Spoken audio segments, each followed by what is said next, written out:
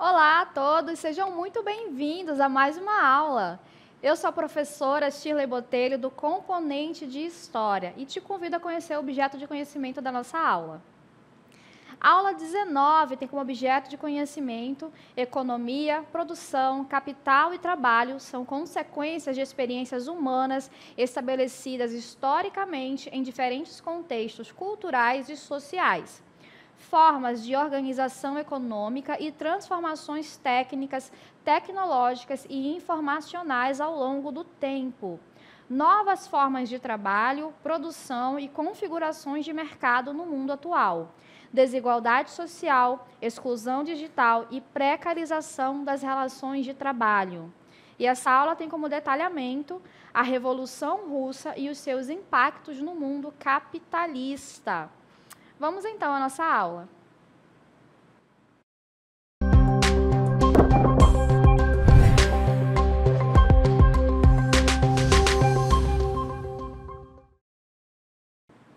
Então, vamos iniciar a nossa aula, que vai abordar um dos temas mais impactantes do século XX, que foi a Revolução Russa. E por que esse tema é tão importante?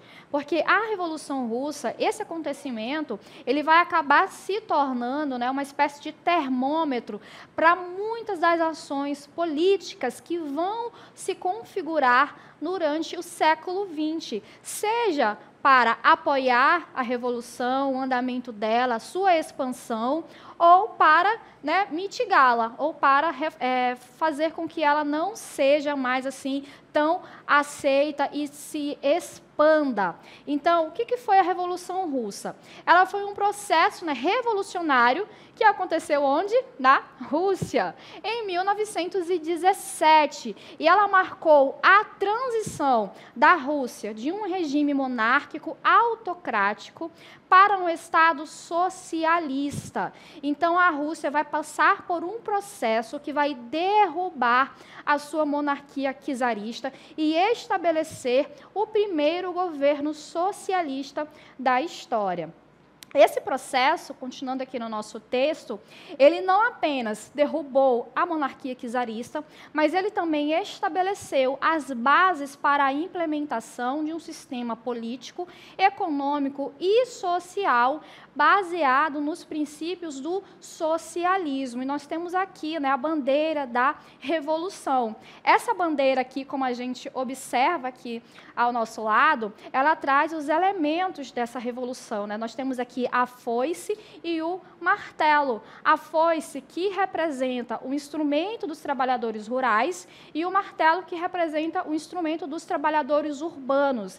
Então, funciona dessa forma, a junção dessas duas forças, a união dessas duas forças que vai levar a esse processo revolucionário que vai culminar na ascensão da União Soviética posteriormente, certo? Então, para a gente compreender como se ocorreu o desenrolar de todo esse processo revolucionário, a gente precisa fazer um retorno ao contexto histórico da Revolução Russa.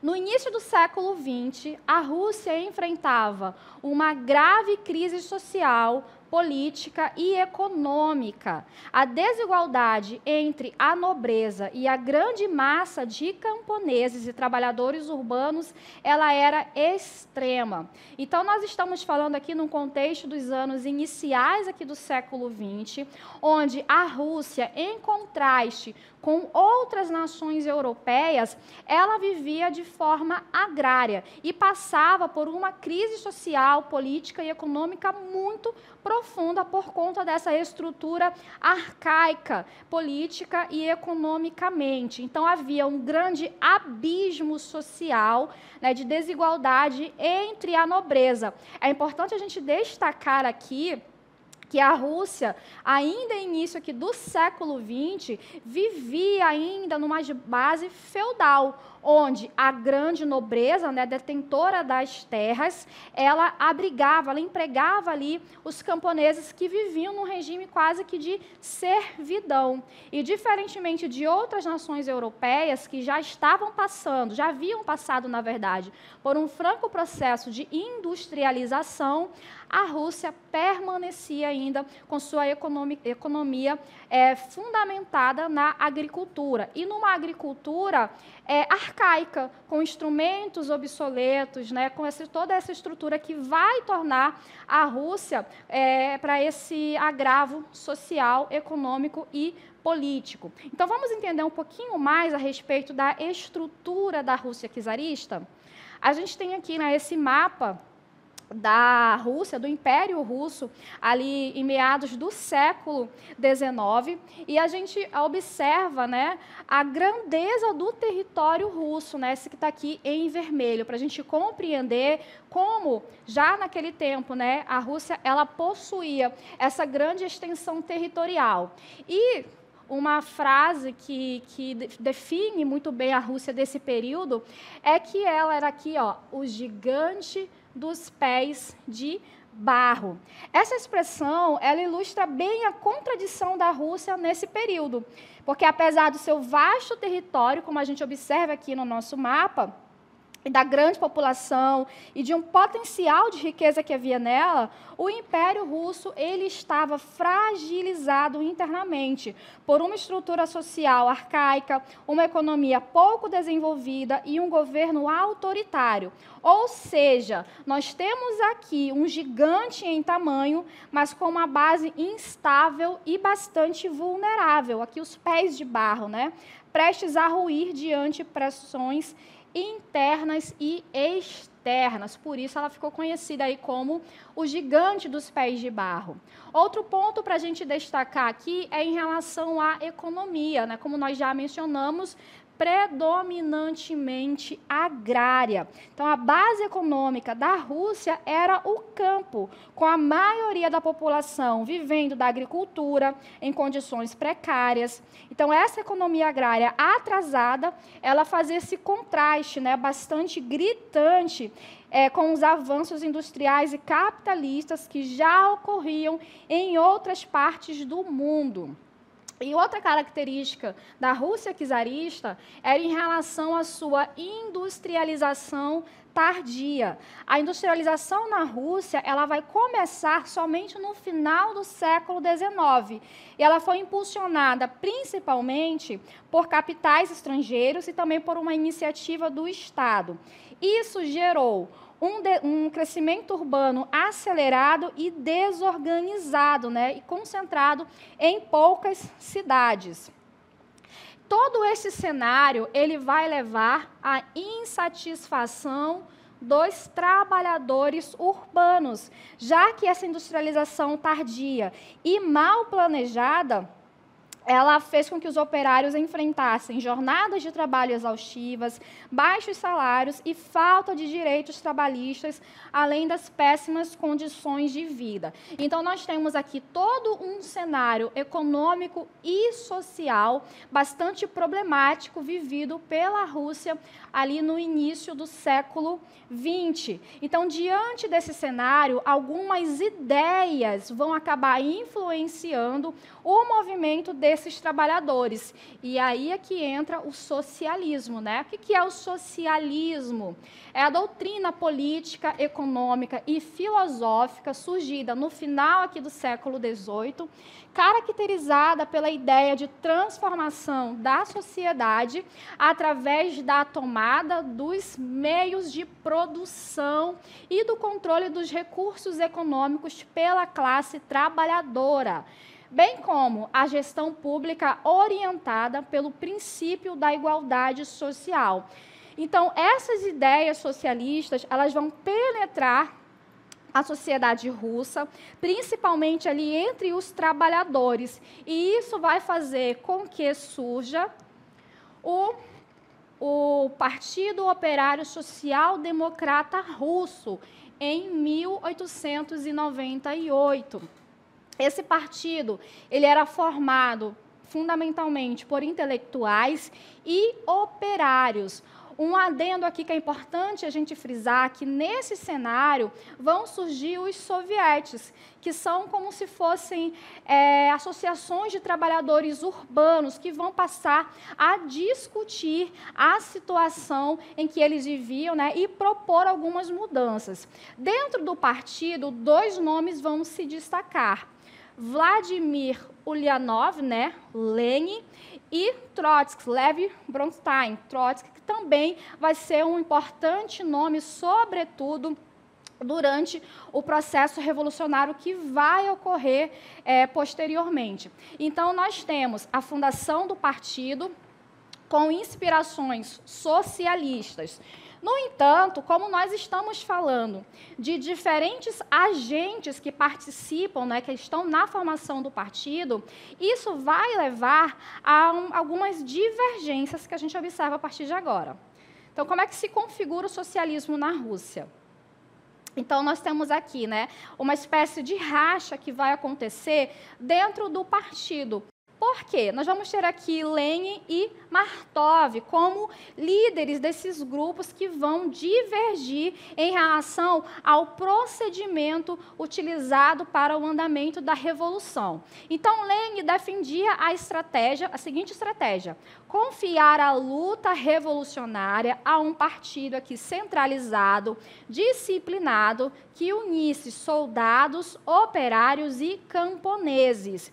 E o objetivo era conquistar o poder por meio de uma revolução socialista, imediata, sem um processo paulatino, né? Algo mais objetivo, direto. Enquanto Martov, ele tinha como estratégia, ele defendia que seria necessário promover uma revolução burguesa contra o czarismo e somente depois chegar ao socialismo pela via eleitoral. Então, Martov, ele tinha essa ideia de trazer a revolução sendo liderada pela burguesia, tal qual foi na França, por exemplo, né? E somente depois dessa tomada de poder, da derrubada do regime czarista, aí sim, para Martov, o ideal seria abrir uma discussão, uma votação para ver se chegaria ou não ao socialismo. Então, o objetivo de Martov era aliar-se à burguesia para chegar ao poder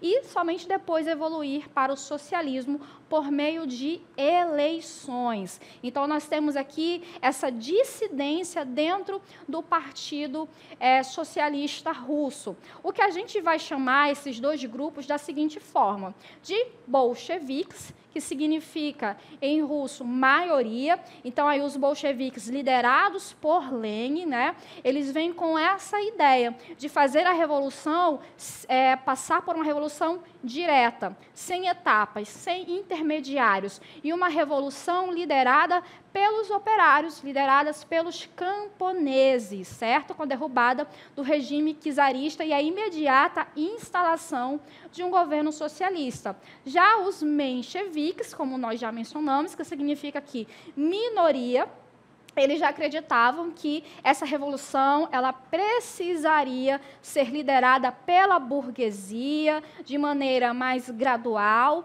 e somente depois disso faria ali uma eleição para decidir os rumos do processo revolucionário, certo? Então, a gente já compreende aqui o contexto histórico, social, econômico e político da Rússia, já entendemos como as ideias socialistas elas vão influenciar essas tomadas de decisões e a formação do partido. Agora, vamos lá para o passo a passo aí da Revolução, os antecedentes da Revolução Russa. Então, a gente destaca aqui como antecedente a Guerra Russo-Japonesa, que ocorreu entre 1904 e 1905. Essa foi uma disputa territorial pela Manchúria, entre Rússia e Japão. Diferentemente do que os russos acreditavam, houve uma grande derrota por parte dos russos, né? E essa derrota russa para o Japão, ela foi um golpe muito duro para o regime czarista, né? Já que ela exacerbou o descontentamento interno. Então, a Rússia, ela acreditava que por ser europeia, por ser um grande império, eles teriam facilidade em derrotar os japoneses, mas a realidade se mostrou contrária a isso, de modo que a Rússia perdeu essa guerra e ela ficou com a moral bastante abalada. Essa guerra, ela revelou a fraqueza militar e econômica da Rússia e alimentou o descontentamento popular. Então, a população que já está passando por uma situação ruim, de miserabilidade, enviam seus filhos, seus irmãos, seus pais, são obrigados a ir para a guerra, e nessa guerra fica muito evidente, né, todo o despreparo do governo czarista para enfrentar uma nação que, para eles, era considerada inferior. Então, isso também vai abalar o governo czarista. Outros antecedentes aqui que a gente destaca para a eclosão desse movimento foi o que a gente vai chamar de Domingo Sangrento, que aconteceu no dia 22 de janeiro de 1905, em São Petersburgo. Então, o que acontece? Uma multidão, né, que já vinha de um conflito bastante desgastante, várias mortes, que estava passando fome, tanto nos campos quanto nos centros urbanos, eles vão se reunir e vão levar as suas reivindicações ao czar, de maneira pacífica. Então, nós temos aqui, vejam, acompanhem comigo aqui. Uma multidão pacífica se dirigiu ao Palácio de Inverno para entregar uma petição ao czar Nicolau II, que era o governante da Rússia, né? Exigindo reformas sociais e políticas. No entanto, o que ocorre é que houve uma reação violenta das tropas czaristas, que abriram fogo contra esses manifestantes, e isso resultou na morte de centenas de pessoas, além dos feridos, como retrata aqui na nossa imagem. Então, esse evento, né, onde várias mulheres, crianças, homens vão ao czar, né, solicitar para que as suas reivindicações sejam atendidas, pessoas pedindo comida, pedindo melhores condições de vida, de trabalho, e eles são recebidos dessa forma, isso vai contribuir para acabar ainda mais com a imagem do governo czarista. Então, esse evento ele vai ter dimensões muito profundas para que ocorresse esse processo revolucionário. Então, pressionado pelo povo, né, o governo convocou a Duma. O que são a Duma? O que é a Duma? É uma assembleia composta de deputados eleitos pela população.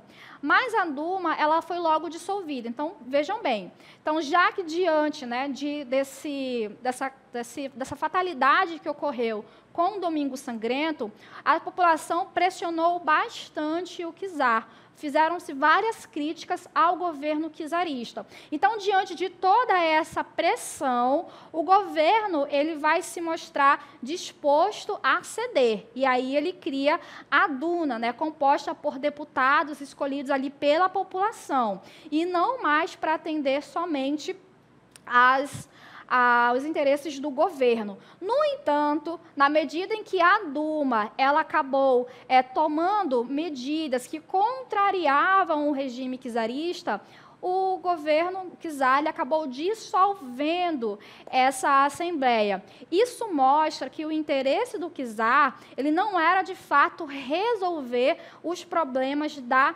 população russa, mas era tentar amenizar ali aqueles conflitos que surgiam. Então, somada a essa atitude autoritária do czar, lembrando que um conceito muito importante em relação ao regime czarista é que se trata de uma monarquia absolutista, certo? Ou seja, não havia nenhuma constituição, nenhum órgão que estivesse sobreposto ao czar. Então, o czar ele governava de maneira autocrática, centralizada, de maneira bastante rígida.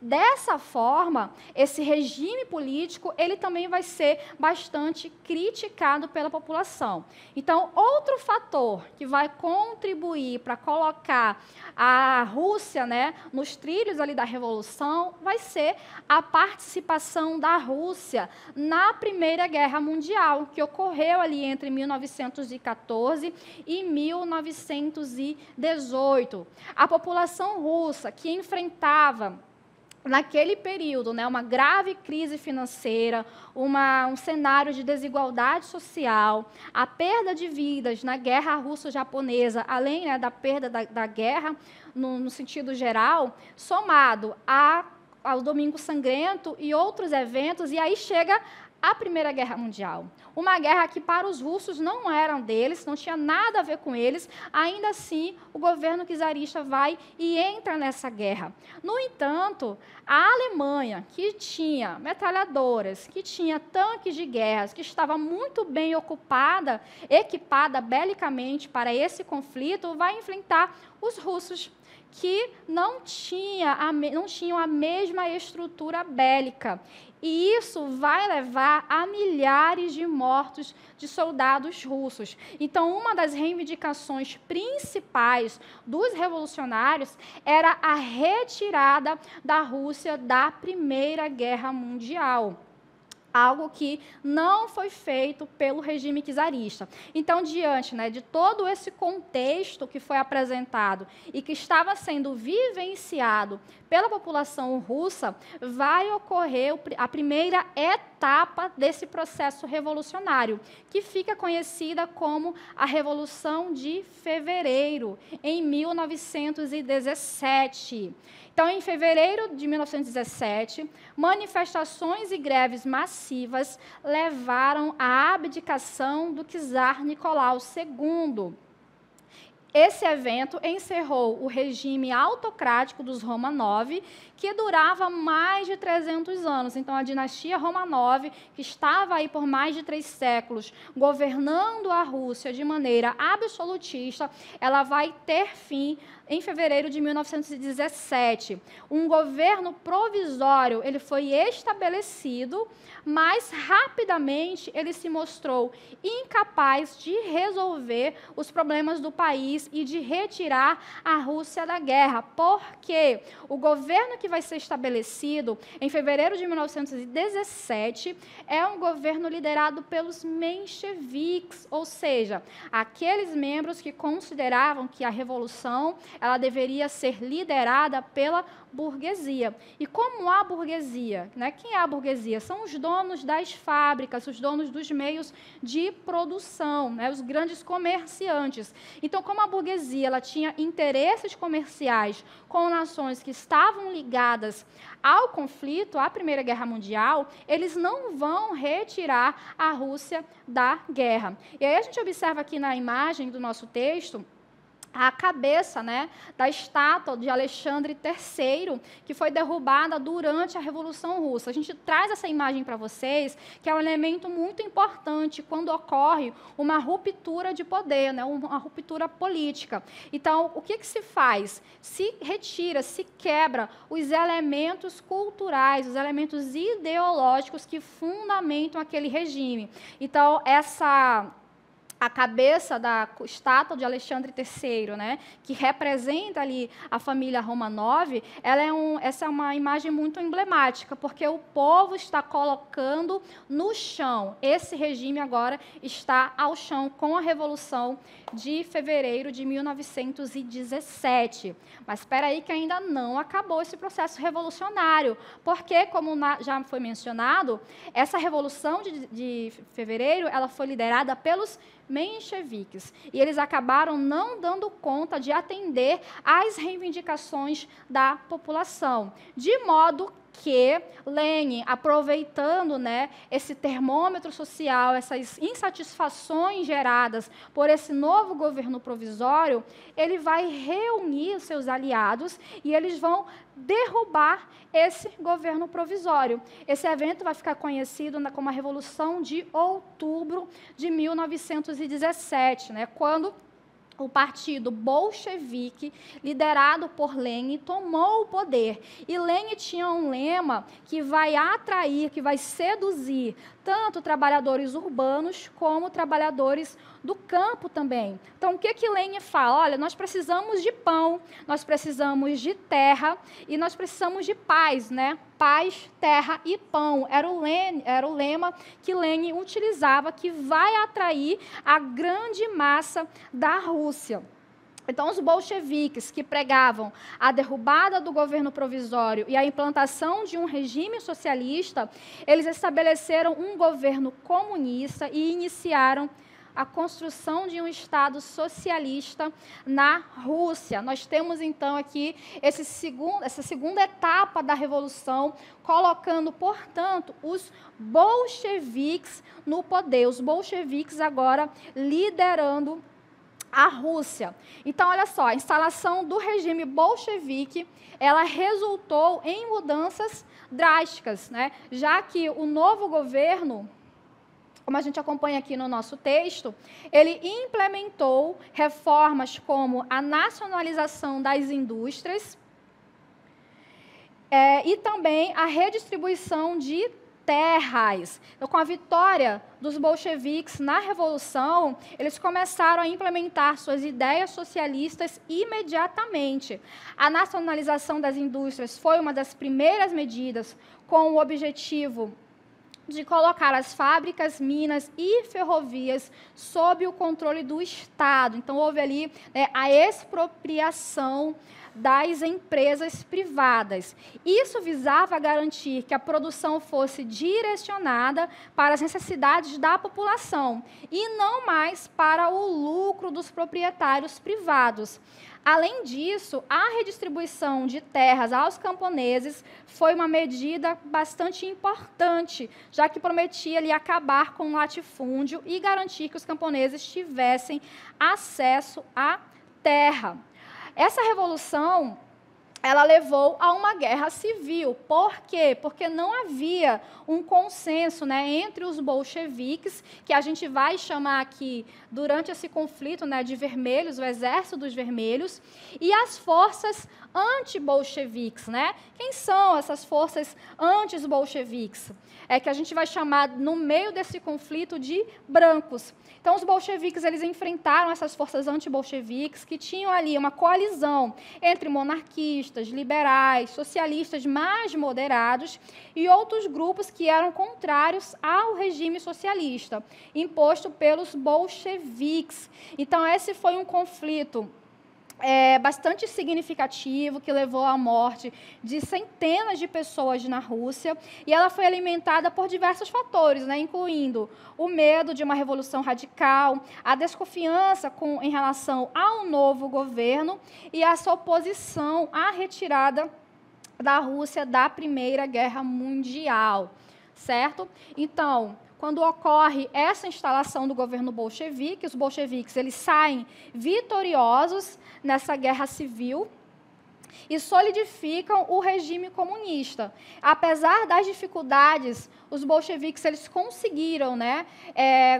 concluir essa guerra como vitoriosos, e isso se deveu, em parte, a uma organização eficiente dos bolcheviques, já que eles controlavam ali as principais cidades e indústrias, além do apoio de massas populares e das forças militares, como o Exército Vermelho, que foi liderado aqui por Trotsky. A vitória dos bolcheviques, ela representa um marco para a consolidação do regime comunista na Rússia, que depois, né, da Guerra Civil seria solidificado através de políticas mais centralizadas e autoritárias.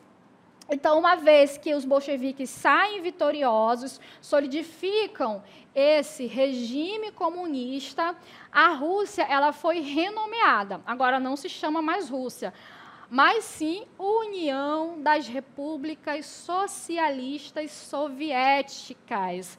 Nomezinho que vai ser muito comentado ao longo do século XX, né? E o sistema político e econômico que foi adotado por esse novo governo, ele passou a ser baseado no socialismo, com uma economia planificada e controlada pelo Estado.